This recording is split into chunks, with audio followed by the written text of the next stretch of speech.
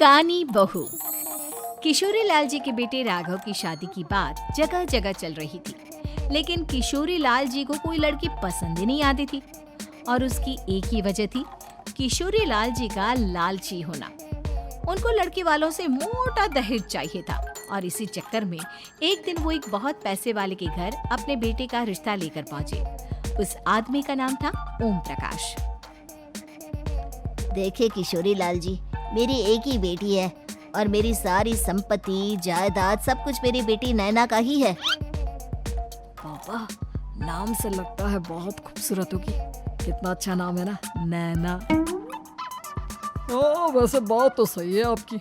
अब इतना पैसा है, जमीन जायदाद है, इकलौती बेटी, आप भी क्या करेंगे? सब कुछ उसे ही देंगे ना। बिल्कुल ठीक पहचाना आपने। बस बेटी की शादी और सारी जायदाद उसके नाम।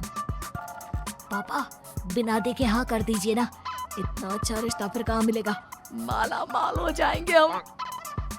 मैं अपनी बेटी को बुलाता हूँ। अरे नहीं नहीं नहीं नहीं, आपकी बेटी का नाम नैना है, सुनकर ही लगता है बहुत सुंदर होगी। रहने दीजिए अंकल, मैं तो आपकी बेटी के नाम से ही इतना खुश हो गया हूँ कि उसे बिना देखे शादी करने को तैयार हूँ। अब तो मैं उसका चेहरा सीधे शादी के बाद ही देखूंगा। और इस तरह राघव नैना का चेहरा नहीं देखता और उससे शादी कर लेता है। शादी के बाद अपनी सुहाग रात पर जब राघव नैना का घूंघट उठाकर देखता है तो नैना की आंखें बंद थी। कितनी खूबसूरत हो तुम नैना, जरा अपनी आंखें खोलकर मेरी तरफ देखो तो सही। नहीं, मुझे शर्म आती है। अरे, मैंने तुम्हें शादी से पहले भी नहीं देखा और अब अगर तुम आंखें खोलकर मुझे देखोगी भी नहीं तो मुझे अच्छा कैसे लगेगा? इससे पहले कि नैना अपनी आंखें खोलकर राघव की तरफ देखती, अचानक से लाइट चली गई और राघव नैना को पूरी तरह से देख भी नहीं पाया। अगली सुबह नैना राघव के लिए नाश्ता बनाकर लेकर आई। अरे ये क्या, आधा पराठा सेका हुआ है और आधा बिल्कुल कच्चा। ये तुमने क्या किया नैना? बहू, तुमने क्या आधा पराठा तवे से नीचे लटका कर रखा था जो आधा सेका है और आधा कच्चा? मुझे जितना दिखेगा उतना ही तो सीखूंगी ना पापा जी।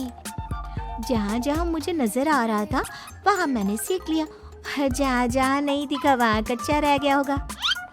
इसका क्या मतलब है? ये कैसा मजाक कर रही है तुम? अरे बहू, तुमने इतना लंबा घूंघट क्यों लगाया हुआ है? देखो, हमारे घर में बहुओं को बेटी की तरह रखा जाता है और फिर तुम तो इतना सारा माल लेकर आई हो।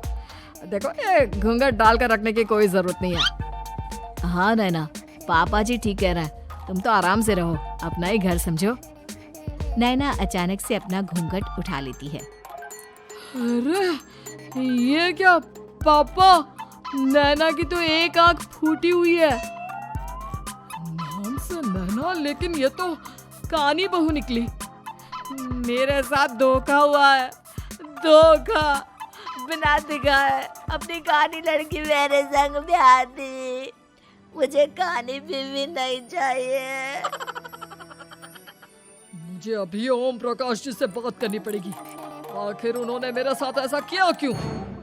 अरे, आप लोगों ने ही तो पापा से कहा था कि आप लोग शादी से पहले मुझे देखना नहीं चाहते। अब मेरे पापा पर क्यों इल्जाम लगा रहे हैं? अरे लेकिन उन्हें बताना तो चाहिए था ना कि तुम कानी हो, एक आंख से तुम्हें दिखाई नहीं देता।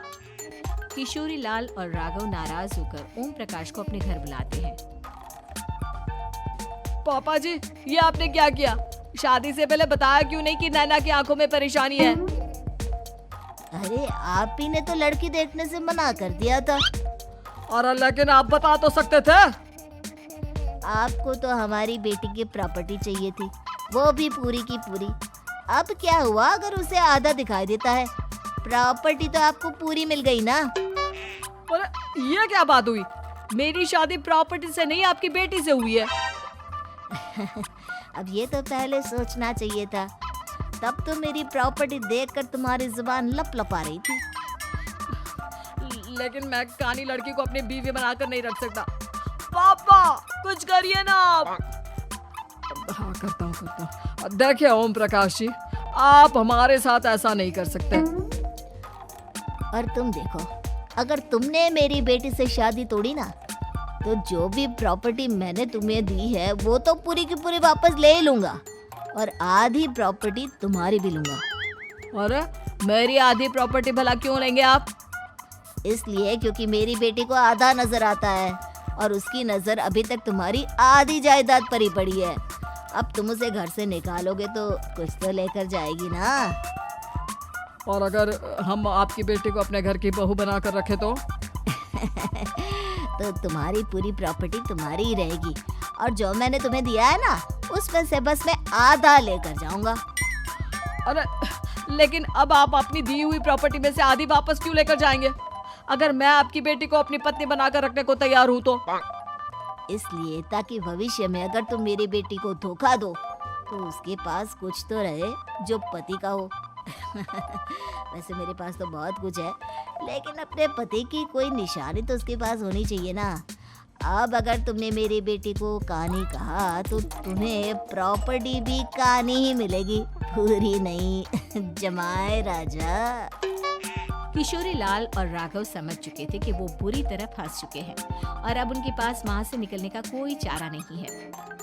अब समझ में आया ना, लालच बुरी बला होती है। एक तो तुम्हें प्रॉपर्टी मिली, ऊपर से बीवी मिली, उसमें तुम्हें नखरे भी दिखाने हैं। आए बड़ी, चुपचाप बैठो तुम। कुछ दिनों के बाद नैना राघव की कार लेकर बाजार घूमने निकलती है और जब कार लेकर वापस आती है। ये क्या? एक तरफ से मेरी गाड़ी पूरी खराब हो चुकी है। लगता है तुमने मेरी गाड़ी को किसी दूसरी गाड़ी के साथ एक्सीडेंट किया है। अरे कितना बड़ा नुकसान कर दिया तुमने बहू। वो क्या है ना पापा जी, मुझे एक आंख से दिखाई नहीं दे रहा था, सामने से गाड़ी आ रही थी। मुझे तो सिर्फ आधा ही दिखाई दिया और वो गाड़ी मेरी कार से रगड़ते हुए निकल गई। अब मैं क्या करूं बताओ? आप इसे ठीक कराने के पैसे कौन देगा? तुम्हारे पापा। तुमने मुझसे इस तरह से बात की? अभी रुको। नैना राघव की शिकायत ओम प्रकाश को कर देती है। देखो राघव, अब जो मेरी आधी प्रॉपर्टी तुम्हारे पास थी ना, उसमें से आधी और मैं लेकर जाऊंगा, क्योंकि तुमने मेरी बेटी को डांटा। अरे नहीं पापा जी, गलती हो गई, माफ कर दो। गलती की तो कोई गुंजाइश ही नहीं। अगली बार मेरी बेटी को डांटा तो बची हुई आधी में से आधी और ले जाऊंगा। लालच के चक्कर में हम दोनों ने बहुत बड़ी गलती कर दी बेटा। एक तो तुम्हें कानी बहू मिली और ऊपर से जो माल मिला वो भी काना। इस तरह राघव की हर एक गलती पर ओम प्रकाश उसकी प्रॉपर्टी का आधा आधा हिस्सा लेकर अपना सारा माल वापस ले गया और राघव को कानी बीवी से काम चलाना पड़ा। भाई लालच वाकई में बुरी बला है।